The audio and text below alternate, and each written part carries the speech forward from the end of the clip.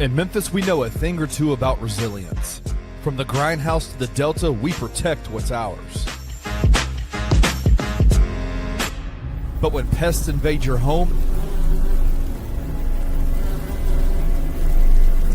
it's time to fight back.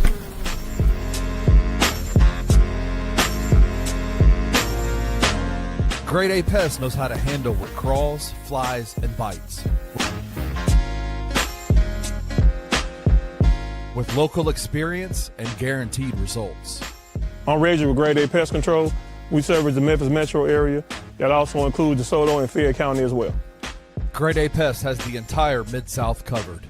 So if bugs and pests put you to the test, let Grade A solve your problem.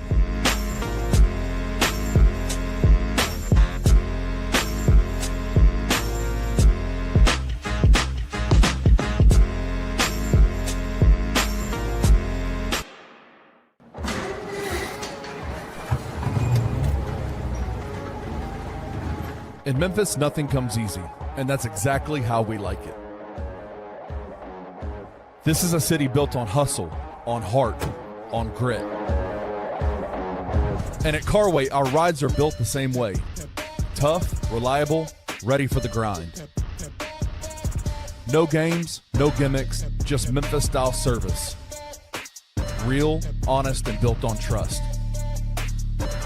Where grit meets grind, you meet your next ride. Carway, grit, grind, and pink beetles.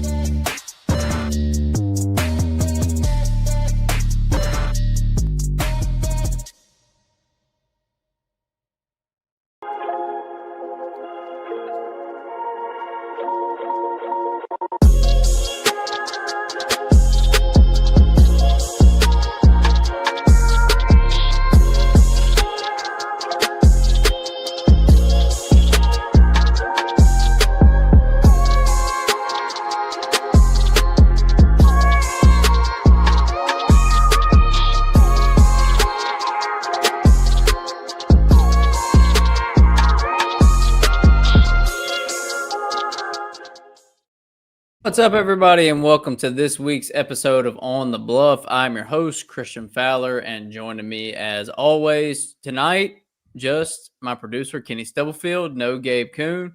You had Kenny and Gabe last week. Now, me and Kenny this week. Gabe's son's a little under the weather, so he's on daddy duty. So it's me and Kenny tonight. So you never know what's gonna happen there.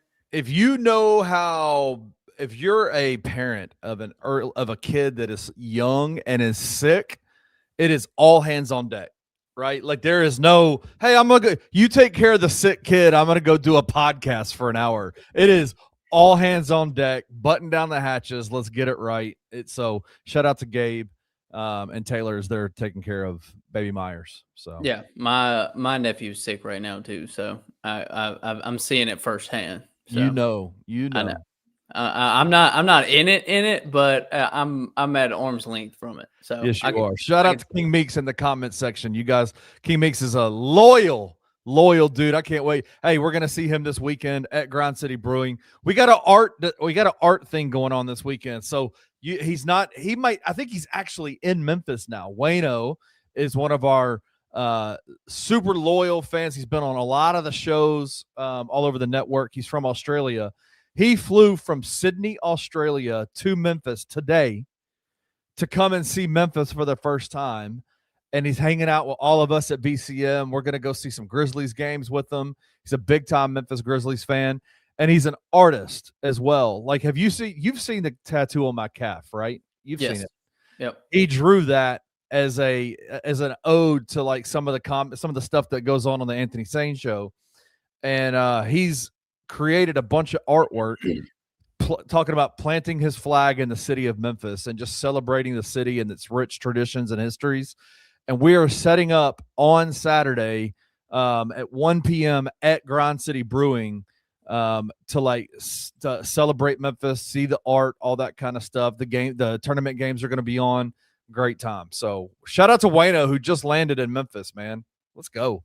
Yeah, that's a haul. He's been flying for like 26 hours, I think. 26 hours. Oh, no. Nope, not for me. Yeah.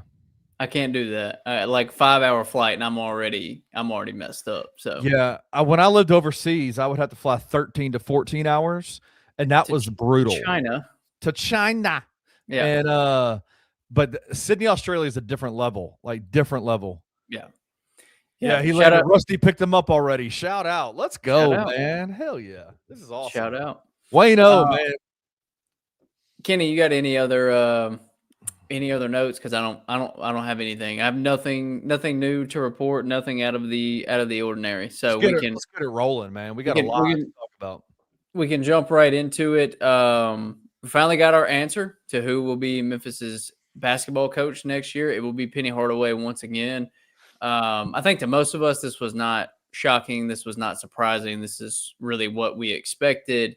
Yes. But what I appreciate is the way that Ed Scott laid this out.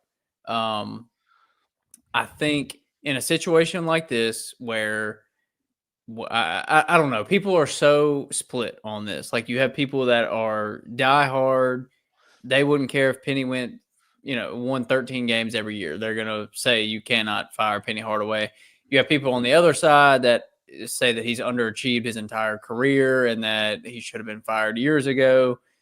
And then you have honestly, probably a pretty small amount of people that are kind of on the fence, that are just like, I don't really want Penny to be gone, but the results need to be better, especially from what we saw this season.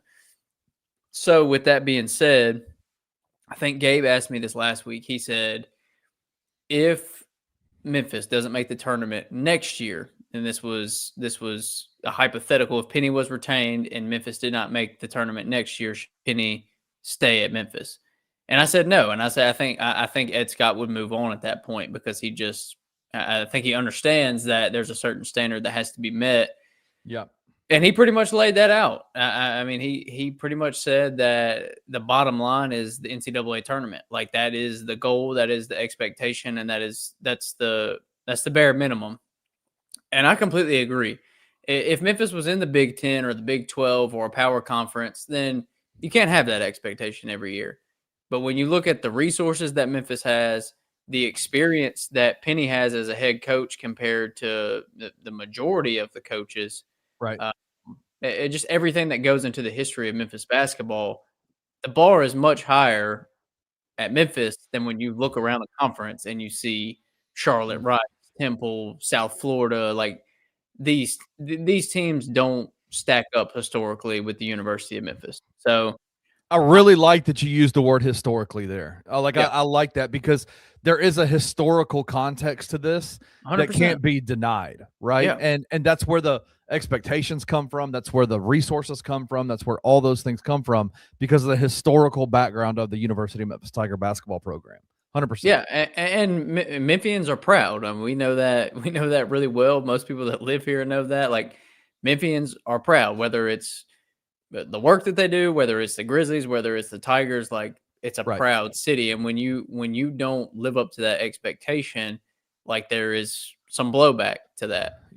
So I think Ed Scott laid it out perfectly. I think if Memphis doesn't make the tournament next year, I do believe that Penny should be gone. I think that should just be the bare minimum. And if this year is just a blip on the radar, then you can live with that and move on. But if it's going to keep yo-yoing or consistently be not a top team in the American, or not even in the bid to have an NCAA tournament bid, like that, those things are just not acceptable. There is a hard line of acceptable and not. And to me, that's no, you can't do that. You might be able to miss the tournament every couple of years, but what, 80-90% of seasons at Memphis, with the resources that they have, you should be in the NCAA tournament in this current iteration of the American Conference.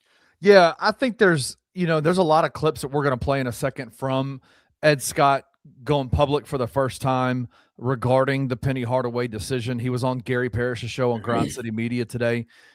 Gary did a fantastic job interviewing him and asking him some pretty, I think, specifically tough questions about the decision to bring him back. There was one thing that I think became that kind of swayed me throughout this entire process, because I felt like there was a really strong opportunity if Penny, you could tell by the end of the season, Christian, that he was beat down by this season, that this 100%. season was beating him down. And what I liked about it the most, about hearing him talk about this season, is that there seemed to be a level of not only just ownership, but a level of fight back that he was showing, a level of, I'm not quitting on this. Right. Like, I am going to continue to fight. I'm going to get this right. A belief that he is still the guy to do it. Because it was going, there was one radio show. He does a radio show, weekly radio show at, oh my gosh, what's the restaurant they go to? Brookhaven. Brookhaven. Yeah. Thank you. Well, they do a Monday night radio show at Brookhaven. And, there was one week where he was talking. He said, I can promise you, I will not do anything to hurt this program. Right. And what I heard in that was, because there had been calls of, if you love this program, you'll resign, right? Like, certain media entities were coming out of the blue, having not talked about basketball forever, all of a sudden comes out and says, you need to resign. Like, this kind of stuff. Fans were saying he needs to resign, all this. And then you hear Penny say, I'm not going to do anything to hurt this organization, to hurt this right. university, this team. And immediately I was like, uh-oh, like, that sounds to me like Penny is like kind of embracing the idea that his presence as the University of Memphis head coach might be potentially hurting this organization. And I was like, okay, if that's the direction we're headed in, we need to know this very quickly, right? Because that's what it feels like. But then it was like the week later, Christian, he was like, I am not going to quit. I am not going to back down. I'm going to continue to fight. And his desire to keep fighting swayed me. It really did. It swayed me to go, you know what, man? Like, yes, there's been a lot of disappointment in 8 years as Penny being the coach, this year being the worst of them all. But I am a believer in stories being told. And I just did not feel like, and it seemed like to me that Penny was saying the same thing, his story at the University of Memphis is not over. Yeah. And I think he wants to get it right. He wants to be able to leave on his own terms, bringing success to the facility, to the program as much as he possibly can. Yeah. And I appreciated that a lot. Yeah. I mean, I don't. I've never thought that he's like purposely trying to do damage, or what people are alleging.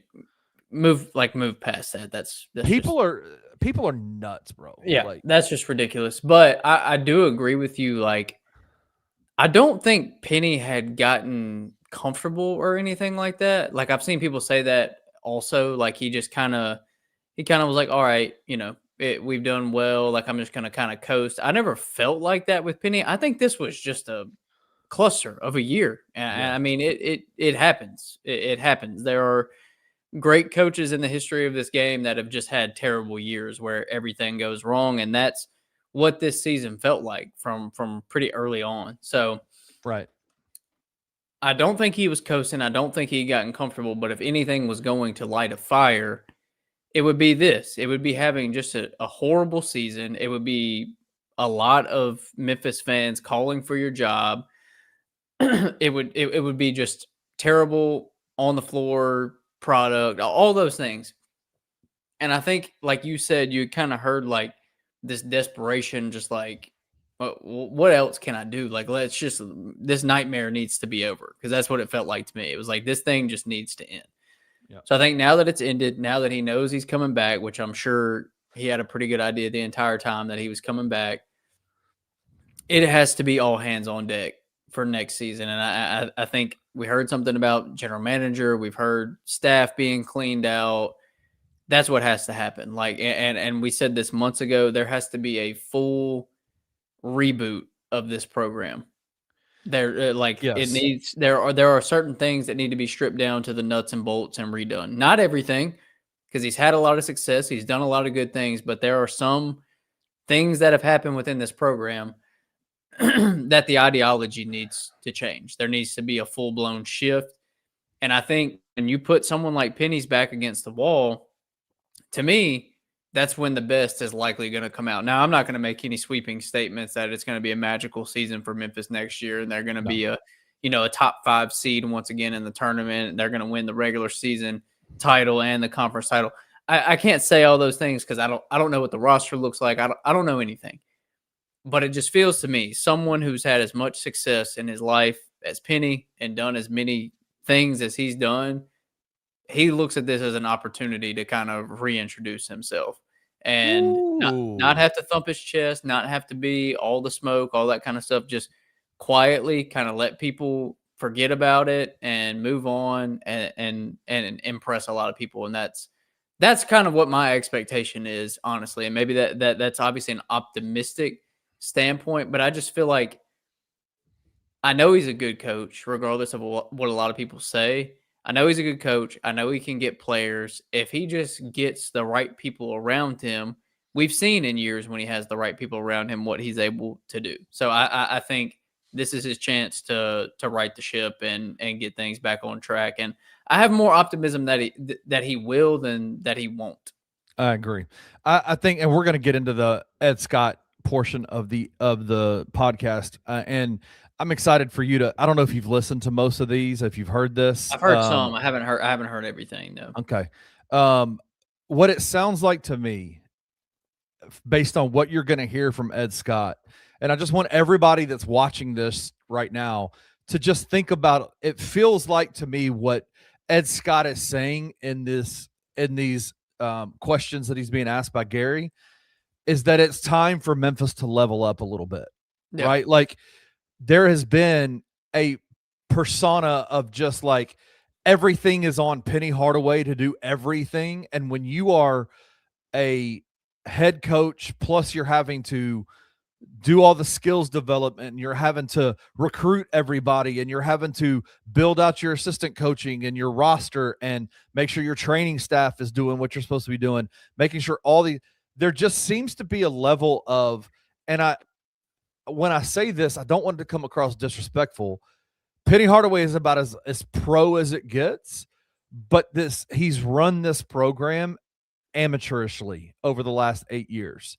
And it feels like to me what I'm hearing from Ed Scott, and we're going to hear it right now, is that it's time to level up. It's time for the University of Memphis to reach the expectations that the Memphis Tiger faithful, the boosters, the donors, everybody, the administration, Penny Hardaway himself has for this program, that they have to level up in terms of their professionalism as an entity. And I think that's what you're hearing from Ed Scott. So here's the first. This is Ed Scott's decision to bring his decision on why he brought Penny Hardaway back. You released a statement yesterday acknowledging Penny Hardaway will be back for a 9th season.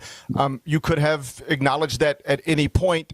It came several days after the end of the season. I know that you and your men's basketball coach met multiple times. What went into the decision to bring him back for a 9th year? Yeah, a lot of things, Gary. I mean, who he is to the community, what he's done in the regular season, right, over his 8 years. I mean, I think he's 168 and 87. We have a standard of NCAA tournaments, which we haven't met. But if I look at before this year, 3 of the last 4 years, he was in the tournament with 1 win, right? If I go all the way back and look at his 8 years that people like to talk about, his first year, he made the NIT. Second year was COVID. Third year, he won the NIT. So there was some progression. And you and I have talked about this. Let's be candid. I mean, we could argue it either way. But when I looked at the totality of it, right, our program where it is today, what he's done, he answered the call when Memphis called him to come back when basketball wasn't in great shape. And then the biggest thing is this, Gary, I asked him, do you want to come back, right? Because this season has obviously been a grind on you. I can see it wearing on you mentally and physically. Is this something you still want to do? Do you still have the passion? And when he said yes, my next question to him was, do you have a plan for us to get better? because if you don't, then we have a bigger problem, right? And so we probably spent, Gary, in all honesty, about 10 and a half hours together over the last 7 days, from his dining room to my hotel room in Birmingham. And so we talked about every part of the program, from nutrition to strength and conditioning to the assistant coaches. And the reason why I waited to answer that part succinctly is because I thought it was the right thing to do to assess the whole body of work. And then by letting the season end and then making the decision, it gave me a full body of work to look at and then make an informed decision. The other thing I must say is I talked to our board of trustees at the university. I was very transparent with them. And then I talked to almost every single one of our major donors, either in person or on the phone. And I even talked to folks like you. And then the last thing I did, because I don't want people to think I'm trying to defend my decision. That's not what I'm on here to do. You know, my style is to make my decisions and then at least be transparent and explain them. I think people deserve that. The last thing I would say is I talked to Tom Jurich at Louisville about the Denny Crum situation. I talked to Ward Manuel at Michigan about Juwan Howard. I spoke to Lee Reed at Georgetown about Patrick Ewing and John Thompson III. And then I have mentors like Gene Smith, who anyone would argue was a phenomenal AD at Ohio State, and talk to him. And then obviously my person is Carla Williams, who helped groom me and prepare me for this role. And I talked to her for a while too. So after taking all of that information in, is where I came to the decision for this next year. It was best to bring Penny back. And the other thing people got to realize is he's under contract. This is not Ed Scott extending him. I didn't extend him after that tremendous season last year because we didn't win in the postseason. So I know that's a lot, but I wanted to give you all that because I don't think people realize what goes into this type of decision. What are your thoughts? Yeah, I mean, I think everything that he said is right and it makes sense, and I agree with it. And to me, like the one thing that I want to spend a second on is when he said he asked Penny if he wanted to keep doing this, which I think was fair. I think we all saw how heavy it was on him at the end of the season. So I think it's good that he asked and didn't immediately assume like, you know, he's still ready to get on board. I think a good level set expectations is, do you still want to do this? Do you still want to be here? And then past that, once you say yes to that, is, do you have a plan to make this better? That to me, that shows me that Ed Scott's in the right lane, completely in the right lane, that he's got it. He understands that it's not just, do you want to come back? It's, okay, I'm glad you want to come back. We're happy to have you back. How are you going to fix this? Is the easily, as soon as that yes comes out of Penny's mouth, that's the next question that comes out. So to me, it sounds like Ed Scott has very high expectations. Like he said, he didn't extend Penny after last season because they didn't do anything when they got to the tournament. So yeah, I just continue to be impressed by Ed Scott and the things that he says, and sounds like he really has a deep understanding for, you know, obviously his job as a whole, but also the nuances in it that I think you have to have as an athletic director. Yeah, I don't disagree with you at all.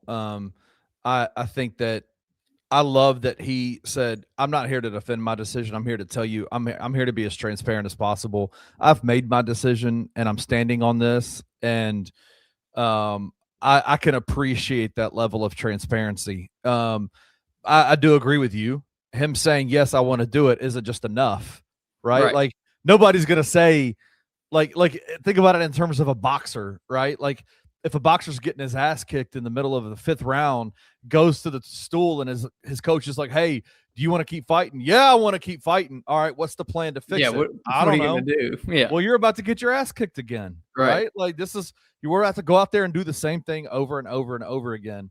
And it sounds like Penny's plan that he had was enough to convince Ed Scott that it was a proper decision to move forward with him. And one of the things that, and I think it might be in this clip, but one of the things that kind of as to set up this clip, he said Penny Hardaway, for the first time in all of the conversations they've ever had, looked at Ed Scott and said, Ed, I need help, right? Yeah. Like I need help. And so there's a lot that's going into that, a lot that is going to change. That's the leveling up thing that I'm talking about. But the main thing is, I think, is they're talking about getting him a GM to help run the organization, which he needs. Release a statement. And to Penny, you asked what the plan is to get better. What is the plan to get Memphis basketball better? Well, you saw some of it yesterday, right? He's saying fire the assistants is what he said. You got to get better. You got to have better assistant coaches. I'm sorry. Andre Turner made the cut. I love Andre Turner, the little general. He's coached in college before. He's been a head coach in college. He's coached was it, where did Trey go to school? Was it Manassas? Mitchell. Thank you. Good Lord. He coached at Mitchell High School for a while. I'm really glad Andre Turner made the cut. I'm glad he's still on this. I don't know what role he's going to be in, but he said, you saw what happened yesterday. It was time for them to level up their assistant coaches. Christian, 16 assistant coaches in 8 years. Yeah. And I mean, there's been a lot of high level ones that have, and they've had varying degrees of success. Some of them have worked out really well. Some of them have not.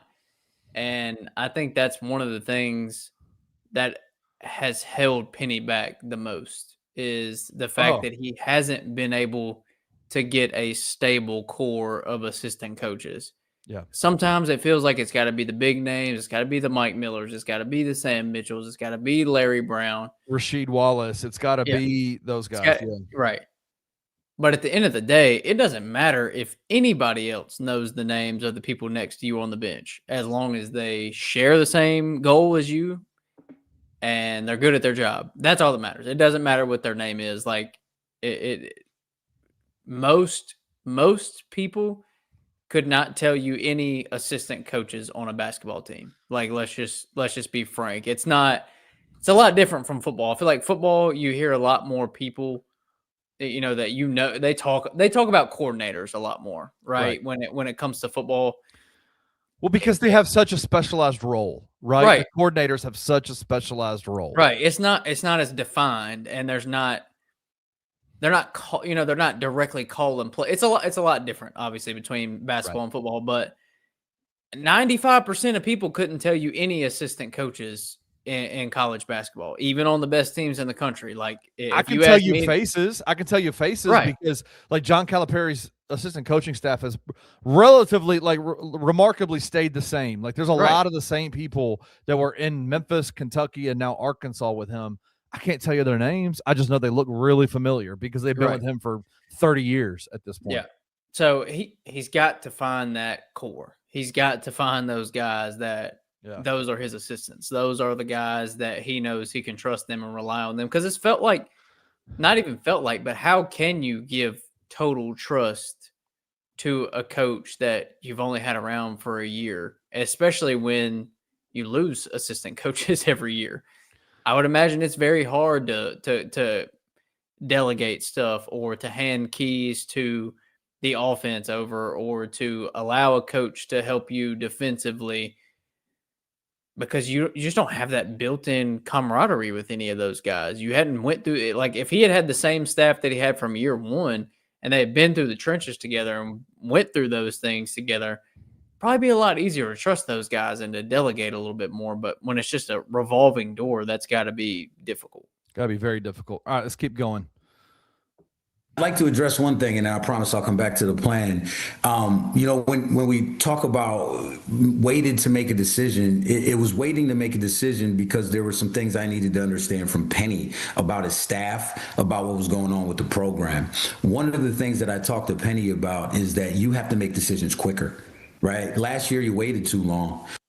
He's talking about PJ and Dane there, right? You waited too long.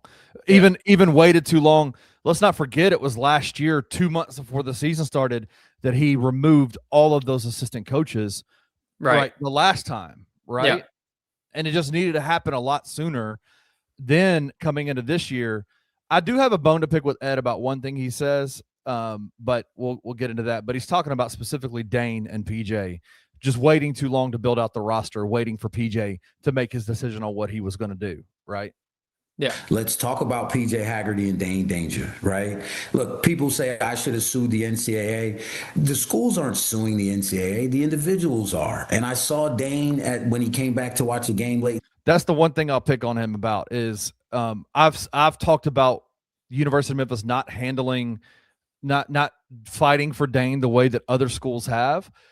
I know for a fact that there is no school. The schools aren't the ones that are suing the NCAA for eligibility. It's the players, but the schools are providing the advice, the resources, whether it be law firms, whatever it may be, they are helping fight that battle with the player.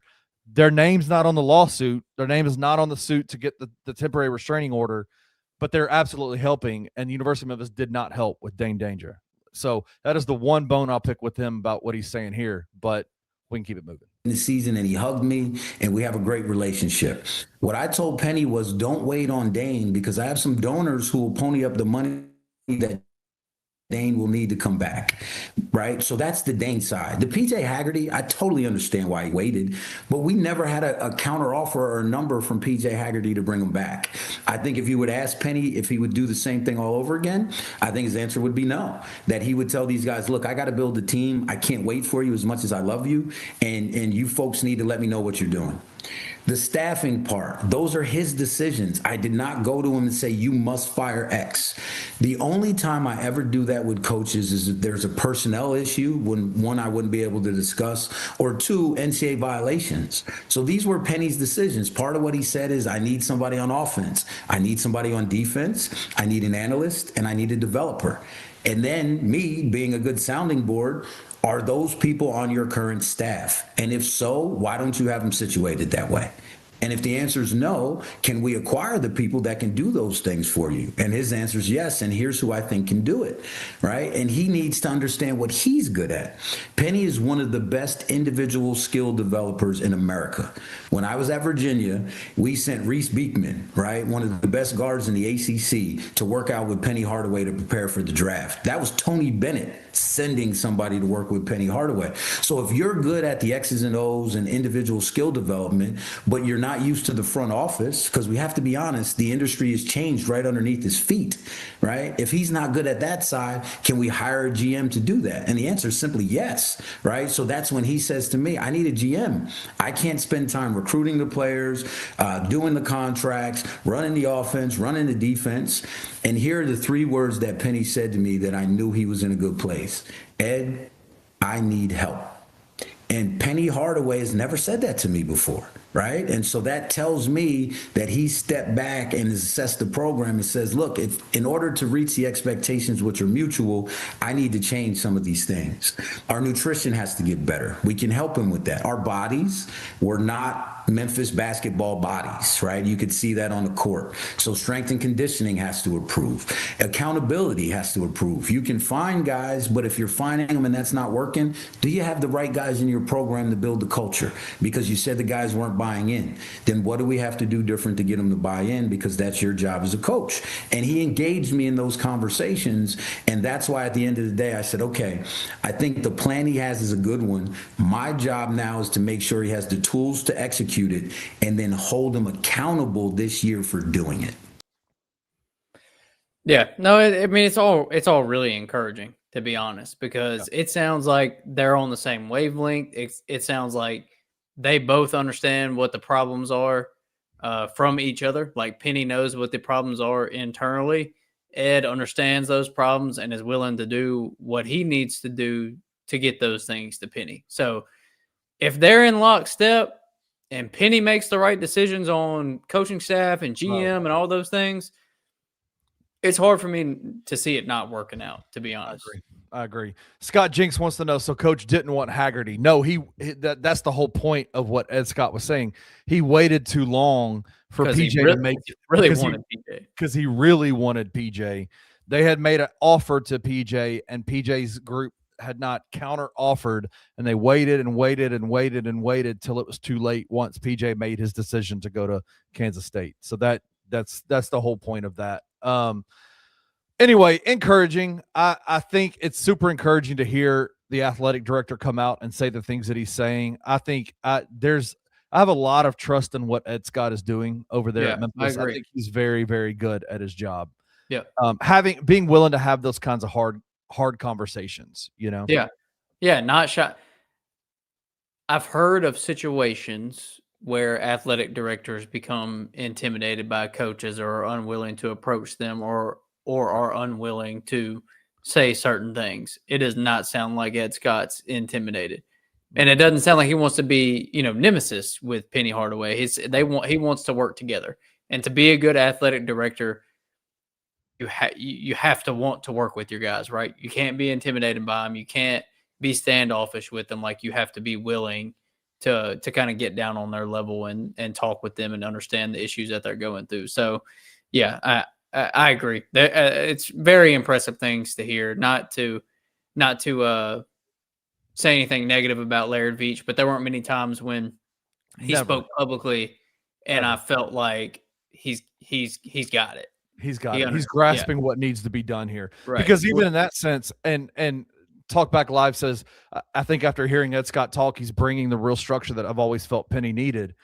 100%. He said at the end of that last segment, that last clip, Penny gave me his plan, and now as the athletic director, it's my job to get those pieces for him and make it to where it's easier for Penny to be successful at his job. I don't look at this at all as a negative. Like, I know there's some people that are saying, well, what if Penny loses power? Okay. Like, listen, maybe that's good. Maybe that's not a bad thing to a degree. And at the same time, bro, we all need help to do our jobs the right way, especially when you're talking about a multi-million-dollar entity like Memphis basketball is. You've got to have people around you that are good at what they do. Yeah. And Ed Scott is very good at what he does. Yeah. Couldn't agree more. All right, Kenny, let's take a quick break. We'll be back on the other side. We got some guess what, Kenny? What's that? It is March 17th. So last four in, first four out is tonight. So we've got some brackets to talk about. We've got some March Madness NCAA tournament really starting off on Thursday. Yep. So we got some of that to talk about. We got a decent bit of college basketball. We got some NFL as well too. So quick break. Stay locked in. We'll be back on the other side with the Hot Three.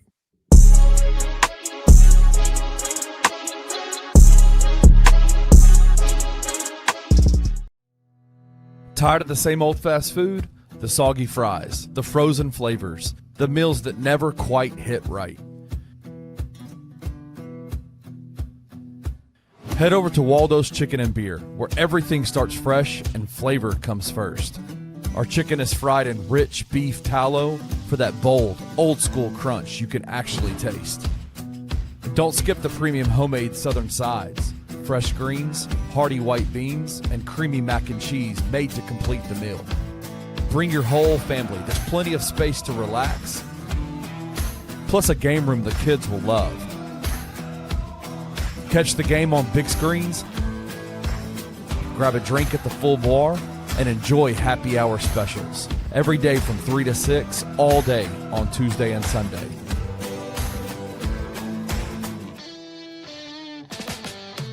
Waldo's Chicken and Beer. Real food, real flavor, made from scratch.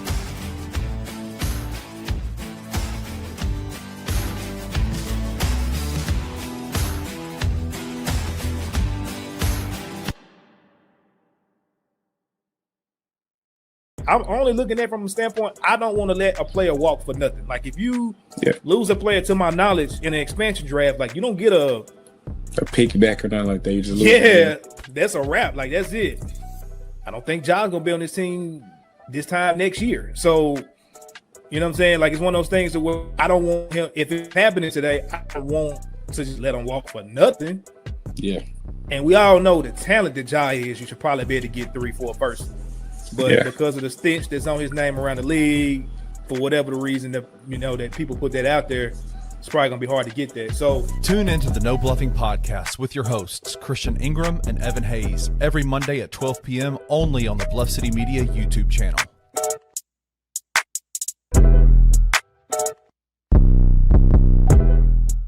Memphis, it's time to plant your flag. Join us this Saturday for an afternoon of art, college basketball, and celebrating this great city. The Plant Your Flag series is a direct response to recent national media coverage of the Memphis Grizzlies and the city they call home. Curated by Australian artist Wayne Hunt, the series celebrates all things that makes Memphis, Memphis. the people, the places, and of course, basketball. Partnered with Bluff City Media, the artworks include caricatures, odes, icons, and landmarks that set the story straight about the 901.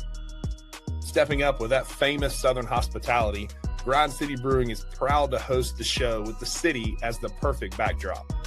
This Saturday, March 21st, come raise a glass with us to Memphis, basketball, and the people that make this city great. But yeah, Penny Hardaway, of course, has been the coach of University of Memphis for 8 years.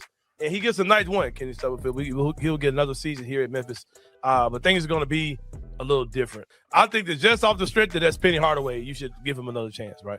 I'm not going to say that Penny's had the best run here. I think it's been a mostly disappointing run. I think that he has had some good years here. Considering the hype that came behind him and some of the classes that he brought in, I expected more from Penny. My expectations have dropped as far as what I expect for him.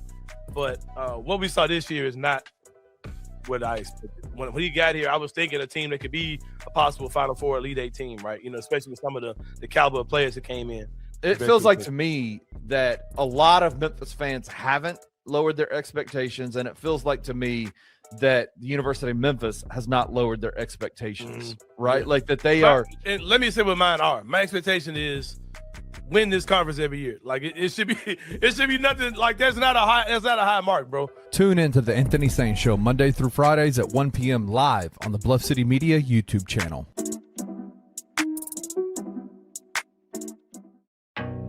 Some dreams don't just come true, they come with 4 paws. At Puppy Dreams, we match loving families with happy, healthy puppies. From playful companions to lifelong best friends, your perfect match is waiting. And with our professional grooming spa, your pup will look as amazing as they feel. Visit Puppy Dreams today and meet the one who's been waiting just for you.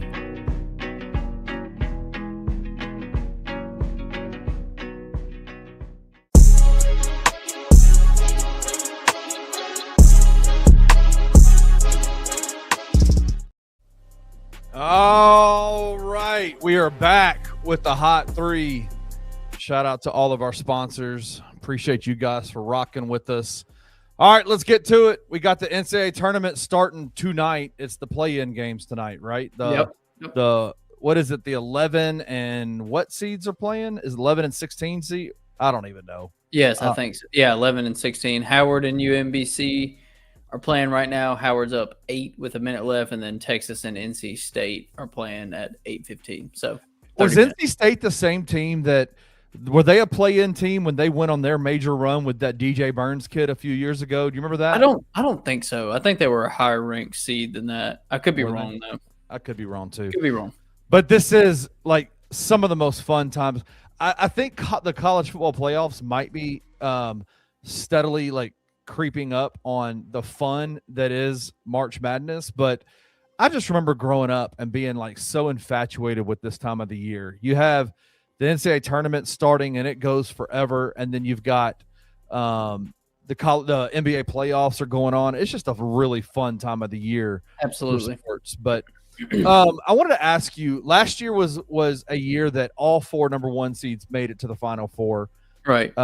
This year's number 1 seeds, Arizona, Florida, Michigan, and Duke are the top 4 seeds in the NCAA tournament. All 4 of those teams are teams that could easily win 100%. This tournament. They're so good. There's a few there. One of the things that people love about the NCAA tournament is the idea of Cinderellas. Right. Do you think that with just real quick conversation, do you think that with NIL, transfer portal, and this new era of college basketball that like the Cinderella stories are few and far between? More like they're going to get less and less each year during the tournament? No, I don't. I think they'll still happen. I mean, anytime you talk about like a 15 or a 16 or something like that, I mean, 16's obviously only happened once, but 13, 14, 15, like those seeds, that's very rarely gonna happen. Like that's not gonna happen very often. But do I think a double-digit seed team can still make a run and be a Cinderella story? Yeah, absolutely. I don't think that's dead at all, because I think one of the most important things in the NCAA tournament, and it's always been this way, long before NIL, was experience, right? Like obviously talent is a precursor, but experience is massive. And you have so many of these players that are moving around, bouncing around. They don't have the same chemistry with their teammates. They don't have the same longevity. They might be coming from smaller teams where they never made the tournament. You know what I'm saying? Like, it's just, there's not that same experience level with most teams at the top. And it was that way a little bit because of the ability to leave after a year, and it being those big teams, Duke, Kentucky, those type of teams being their best players being freshmen, but they're surrounded with seniors that had been there, juniors and seniors that had been at Duke or had been at fill in the blank with elite blue blood program for X amount of years. And we just don't see that as much anymore. I mean, you look around the country, the only one that comes to mind, like right off the rip, is Purdue. Like, Purdue's had multiple, I think 3 guys that have been there since their freshman year. Right. And that's about it. So I don't think it's going to be as chalky last year. I mean, I love Duke. They're supremely talented. It's hard to pick against Duke, but like I'm going to go quickly through each region. Like you've got Ohio State and TCU as the 8 and 9 seed. I really like TCU. I think a lot of people are trending towards. I can't read that at all. That's super. Yeah, small. no, I'm not looking at that. Trust me, I'm looking at my phone. I would break my eyes trying to look at that. But I like TCU. St. John's obviously not a low seeded team, but as a 5 seed, I really like St. John's. If they get hot offensively, they're just a really good team. Kansas is like the ultimate wild card. If Darren Peterson flips that freshman tournament switch that we've seen many times in the past, they could be more dangerous than people are giving them credit for. I don't love Louisville. Michigan State, still a really good basketball team. I like UCF. UCLA is not good travel to the East Coast team at all. Mick Cronin hates it. And UCF's beat some really, really good teams this year. I think UCF is one of those double-digit seeds that could surprise some people. UConn's still really good. Vanderbilt, the 5 seed, we saw what they just did in the SEC tournament. Obviously, they lost to Arkansas in the final, but they curb stomped Florida in the semis. They beat Florida by, 17, something like that. So they're a team that, they were hot at the beginning of the year. They kind of cooled off. They've gotten hot again. Nebraska, Troy. I like Troy. Nebraska's never won an NCAA tournament game. I think that could be one of our big upsets in the first round. I like VCU against North Carolina. And North Carolina's without Caleb Wilson, so they're missing him. So I love TJ Powers and Penn. I think they're a fun team. Texas A&M, St. Mary's, not crazy about either one of them. Houston, still absolutely capable of winning it all with Kingston Flemings. And honestly, I'm kind of partial to Kelvin Sampson, so I just hope he can get it done. Yep. Arizona's incredible. Braden Burries, Jaden Bradley, like they're Koa Pete. They're so nasty. They're just awesome. They might be legitimately the best team in the entire country. Like they are so good, dude. If I had to put my money on a team right now, it probably would be Arizona, especially with Michigan dealing with injuries, Duke dealing with injuries. Like Arizona feels like the team that's the deepest right now with, and also the healthiest. High Point, I know that's one of those Cinderellas that everybody's circling. I think Wisconsin's a really good team. I think that could be a fun game against High Point, but I don't really see High Point pulling that one out. Arkansas, Darius Acuff's everybody's favorite player. Everybody's excited to see what he has in store for the tournament after what he did throughout the regular season in the SEC tournament. He's just a joy to watch. I mean, he's so good in every facet of the game. 23, 6.5 assists, 3 rebounds, 3-to-1 turnover ratio, 45% from 3, 50% from the floor. Just an incredible floor general, but also an incredible scorer. Like he's a joy to watch, honestly. I'm targeting Arkansas as my pick. That if Darius Acuff can continue what he's done, especially in that SEC tournament. Because, like, I remember I have a very specific memory of the 2008-2009 season with Derrick Rose at Memphis, where throughout the season, Christian, you remember this. Yeah. It was Chris Douglas Roberts that was the best player for that team throughout 100%. the season.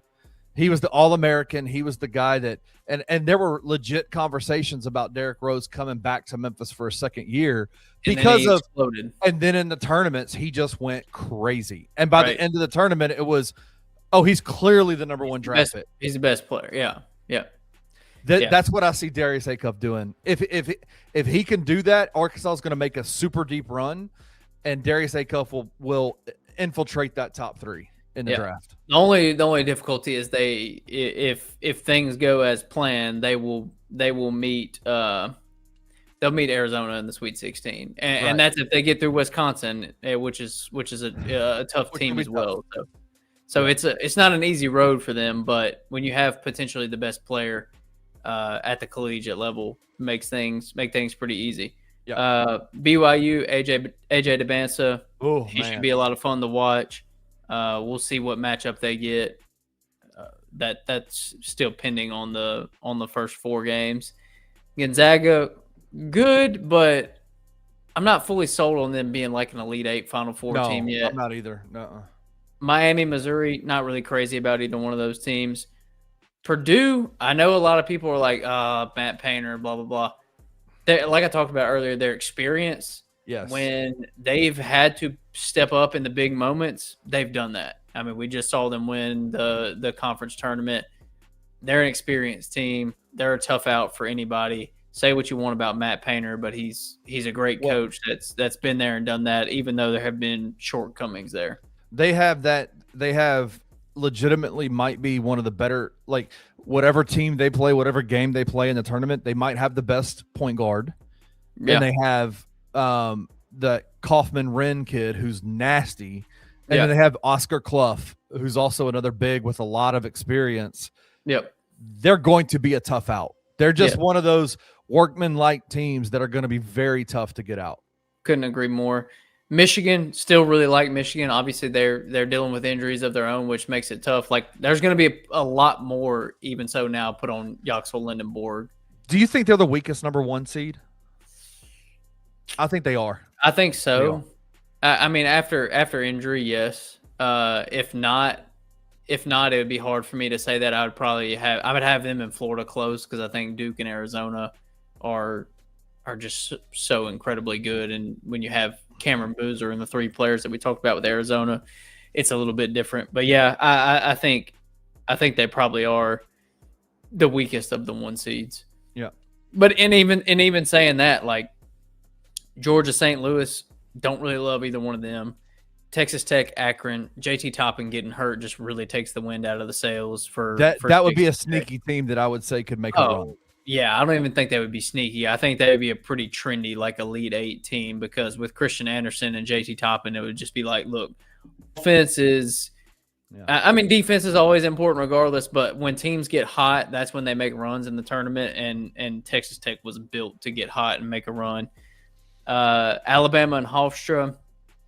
Alabama dealing with some off-the-court stuff we'll talk about here in a second, which takes some wind out of their sails also. Absolutely. Tennessee, I just don't think Tennessee's very good. I mean, I think they're fine. I think they're pretty much a Rick Barnes average team. Like, they're not great offensively. Defensively, they're really good, but they just hit too many lulls on offense, which has been offensively they struggle. It's been the death knell for Tennessee under Rick Barnes in the tournament pretty much every year. Virginia, I like Virginia. I don't know if I see them as one of those teams making a deep run. Kentucky without Jaden Quaintance, not crazy about them. I like Iowa State. I think Iowa State is just a tough, well-coached, good all-together basketball team. And they play hellacious defense. Yes. Like, hellacious defense. So. Yeah. So there's our, as quick as you can get it, region by region tournament preview. All right, let's go to topic number 2. You talked about Alabama suffering a little bit of a downfall, like a wind out of their sails with Bama's Aiden Holloway being arrested. God bless, man. What are your thoughts initially? Like, we don't have to spend much time on this at all, but arrested with 2.8 2.2 pounds of weed. Said it was just a smoke, but they found distribution stuff. They found weights and scales and all that kind of stuff. Like, it's just a bad look. And Nate Oates came out and said, we're planning on playing without him. We're planning on not having him involved in this NCAA tournament at all. So what are your thoughts on I think he's been suspended indefinitely, right? They're fighting to get a reinstatement, but the bad part is Bama's on spring break right now, and so they won't be able to have that student council meeting or whatever that would get him back off of suspension until after spring break, which would be next week. So. Right.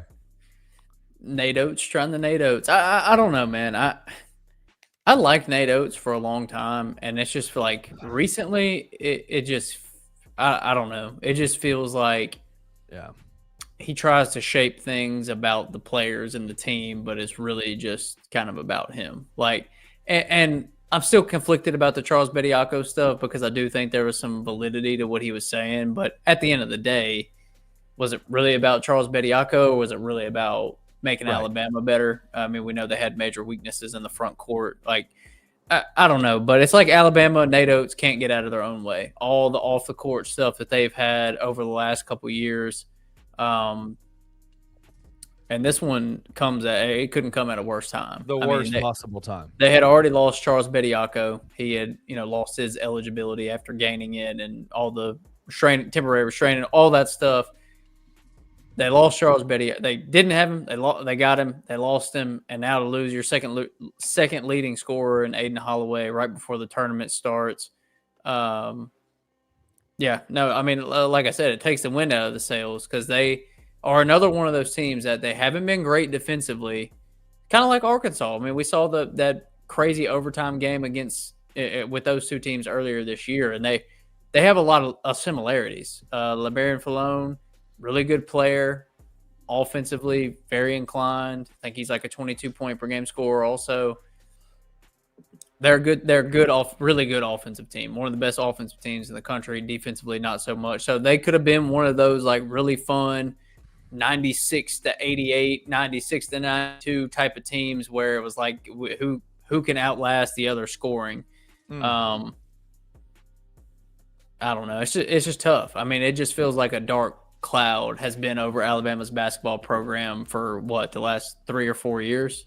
A really long time. Yeah. It feels like it's the same kind of thing. Alabama basketball, you can compare it to Georgia football, and it's the same thing. The guys just can't get out of their own way.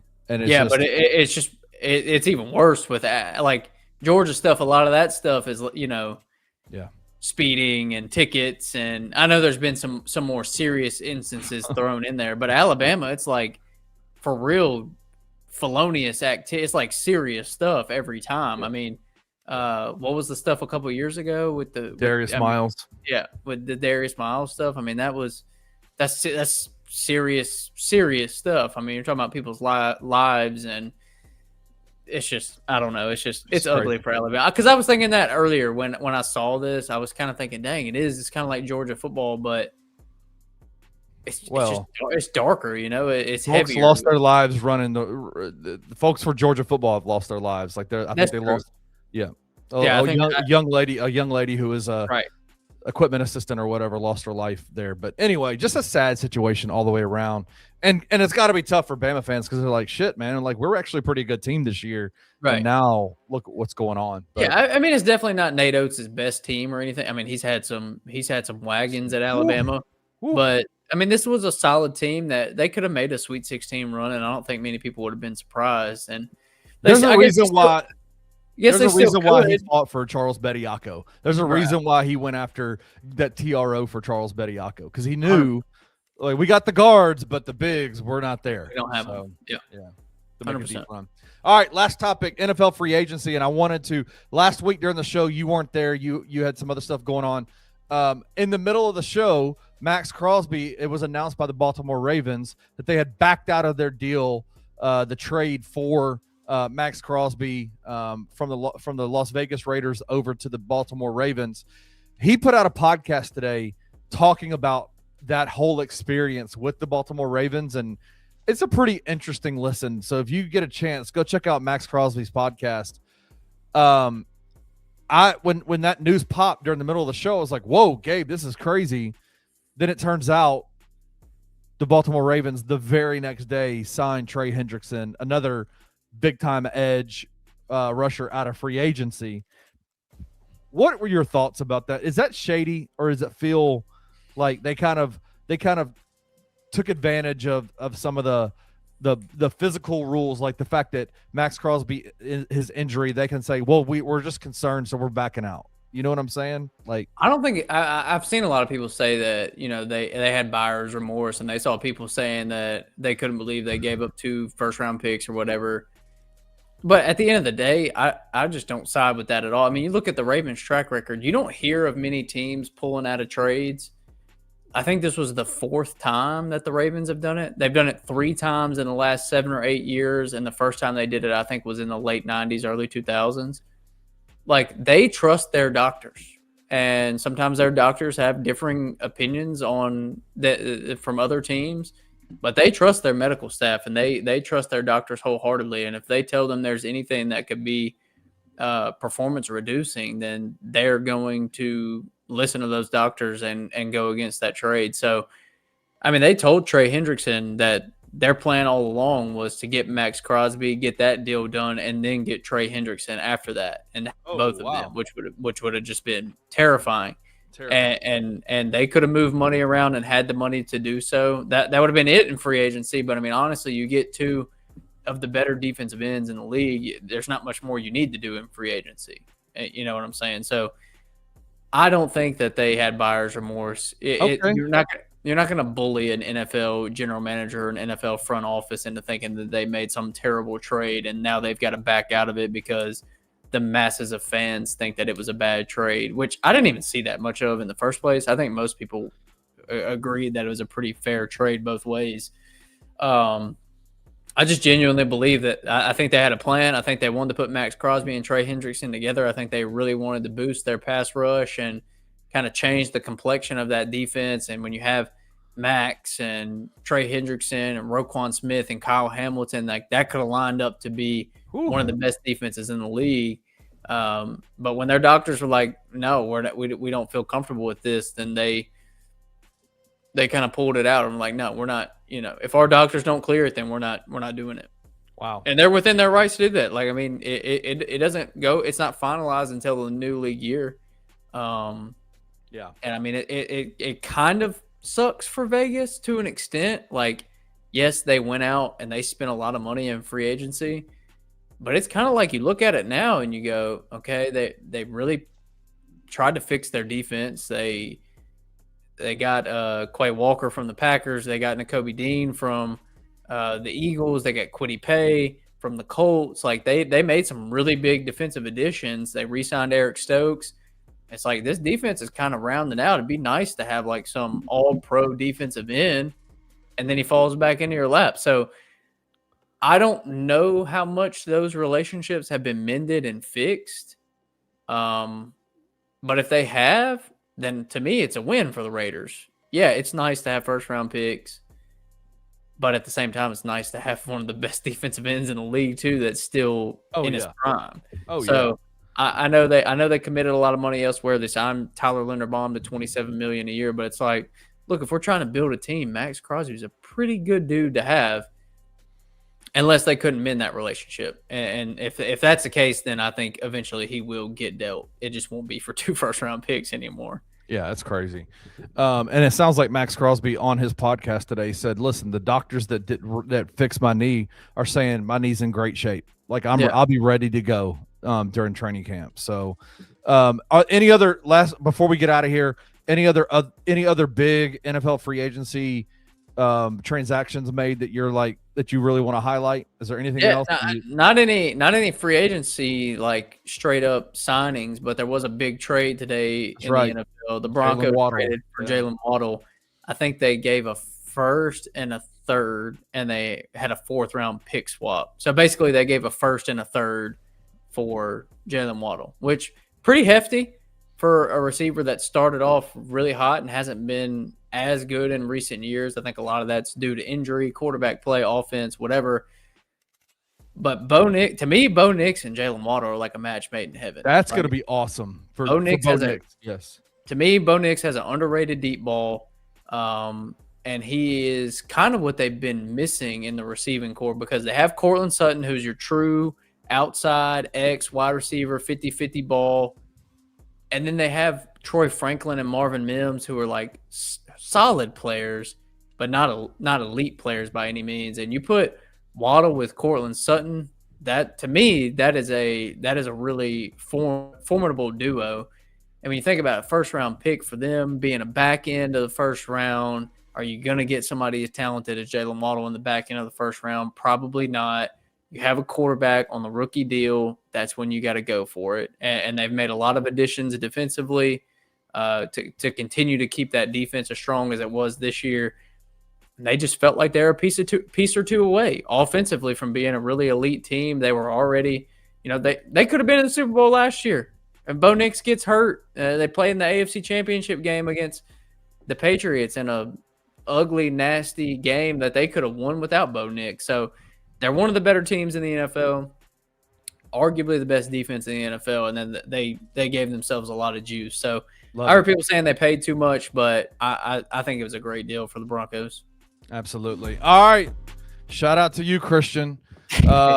Listen, Trey Lasley's in the comment section. Kenny, we have a show to do. I do have a special surprise for everybody. Stick on this channel.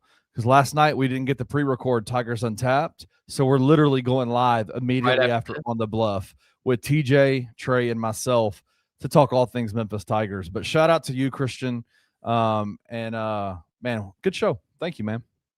Yep, we appreciate you guys for joining us this week. If you are watching on YouTube, you can like, subscribe, comment there. If you're listening via podcast, you can do the same things there. Once again, we appreciate you guys for joining us. We will see you back next week, but stick around. And hear Kenny and Trey and the guys. Is TJ on or is it just you and Trey? TJ's on tonight, thankfully. Okay. I don't know how we got him on. I had to pay him extra to get him to come on, actually do his job. Here's the question I have. Do you think TJ's walls are painted? He has had spotted walls for the last 6 months. I'm ready to see. I'm tired of seeing his walls not painted. I'm going to say he's got it together. I'm going to say he's coming on tonight, on live, ready to go. So, like I said, we appreciate you guys for joining us. We'll see you back here next week. Thank you for listening to On the Bluff. If you enjoyed this episode, leave a rating and a review wherever you download your podcasts. Also, like and subscribe to Bluff City Media's YouTube page. Head over to www.bluffcitymedia.co for comprehensive coverage of Memphis sports and how you can become an insider.